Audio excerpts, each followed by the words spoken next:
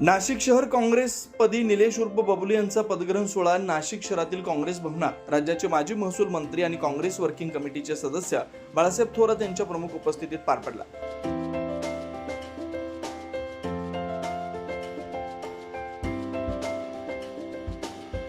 कार्यक्रमाच्या सुरुवातीस हिंदवी स्वराज्याचे संस्थापक छत्रपती शिवाजी महाराज यांच्या पुतळ्यास अभिवादन करण्यात आलं। फटाक्यांच्या आतषबाजीत हा पदग्रहण सोहळा आयोजित करण्यात आला। यावेळी माजी मंत्री बाळासाहेब थोरात आणि खासदार शोभा बच्चाव यांनी निलेश खैरे यांना शुभेच्छा देताना काँग्रेस पक्षाशी एकनिष्ठ आहे, त्यांच्या नेतृत्वात नाशिक शहरासह जिल्ह्यातील पक्ष बळकट होईल असा विश्वास व्यक्त केला। सोहळा आहे आणि आजचा दिवसही चांगला आहे। छत्रपती शिवाजी महाराजांचा राज्याभिषेकाचा दिवस आणि माझ्याकडे काही सुद्धा तपासलं तर हाच टाइम असतो, एक जबाबदारी घेण्याचा, सन्मान घेण्याचा, सर्व जबाबदारी घेण्याचा अशा प्रकारचा हा प्रसंग आजच्या निमित्तानं येथे आहे। आपले तरुण नेतृत्व बबलू खैरे यांना आता काँग्रेसचे अध्यक्ष म्हणून काम करायचं आहे। म्हणजे वत्सला अक्कांचा मुलगा आणि धडपडणारा कार्यकर्ता एवढीच ओळख होती। वत्सला अक्का म्हणजे एक प्रामाणिक व्यक्तिमत्व, काँग्रेसची एकनिष्ठ, इतक्या त्याला गटतट माहित नाही असेल, काँग्रेस असेल तिथं हजर राहणार, बरोबर। आणि त्यामुळे सगळे संस्कार घेऊन आता बबलू खैरे हे शहराचं नेतृत्व करणार आहे। त्यांचं स्वागत, त्यांना शुभेच्छा या निमित्तानं आपण सर्वजण देतो। जास्त वेळ भाषण मी करणार नाही। एक सांगेल का, काँग्रेस एक थोर परंपरा असणारा पक्ष आहे। परंपरेबरोबर विचार जे आहेत ते देशाला बरोबर घेऊन जाणारे विचार आहेत। कोणता विचार काँग्रेसचा असं जर आपल्याला विचारलं तुम्ही तर अत्यंत सोपं उत्तर आहे त्याला, की आपल्या राज्यघटनेमध्ये प्रिअम्बल मध्ये जे मूलभूत तत्व सांगितले ते काँग्रेसचे विचार आहे। म्हणजे राज्यघटना, लोकशाही आणि काँग्रेस वेगळी काढता येत नाही। सिंपल, लागते सोपं। असा पक्ष कदाचित आज आपल्याला वाटत असेल की अडचणीत आहे, खरे अडचणीत आहे, काँग्रेस नाही अडचणीत। त्या विचारधारेवर, त्या लोकशाहीवर, त्या राज्यघटनेवर जे हल्ले होत आहेत त्याचा हा परिणाम आहे। आणि म्हणून एक कठीण काळामधून संपूर्ण देश जातो आहे, देशच जातो असं समजू नका। आपली लोकशाही सुद्धा कठीण परिस्थितीतून जाते आहे।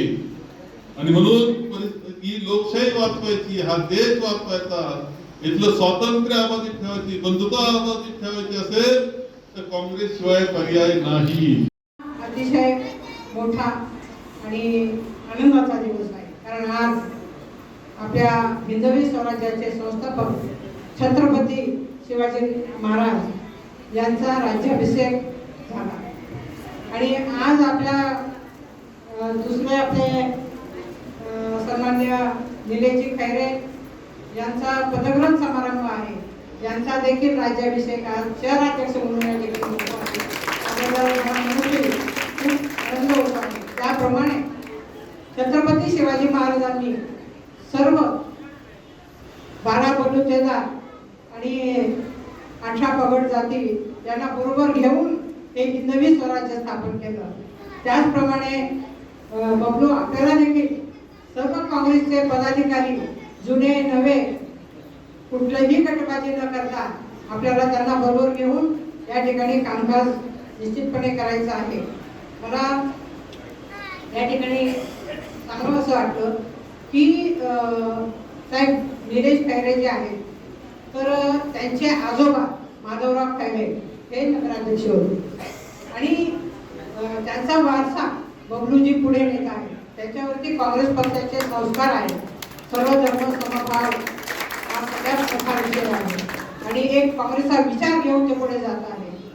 म्हणजे आपल्याला कल्पना आहे की महानगरपालिकेच्या निवडणुकीमध्ये म्हणजे त्यांच्यावर अशी परिस्थिती आली होती, परंतु कुठलंही जे होईल ते होईल, निवडू किंवा पडू, परंतु आम्ही काँग्रेसचंच तिकीट घेऊ आणि काँग्रेसमधूनच उभं राहू। ते थोड्या मतांनी वत्सलाताई पडल्या, परंतु त्यांनी त्यांची विचारधारा ही सोडली नाही। त्याबद्दल खऱ्या अर्थाने मी ताईंचे अभिनंदन करते आणि बबलूचे अभिनंदन करते।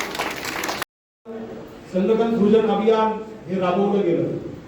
या हॉलमध्ये त्याची मीटिंग झाली याच हॉलमध्ये सर्व काँग्रेस पक्षाचा उहापोह झाला आणि या खालच्या हॉलमध्ये सर्व कार्यकर्त्यांचे मनोबल आपले जे निरीक्षक होते खान साहेब मकसूद खान साहेब त्यांनी जाणून घेतले.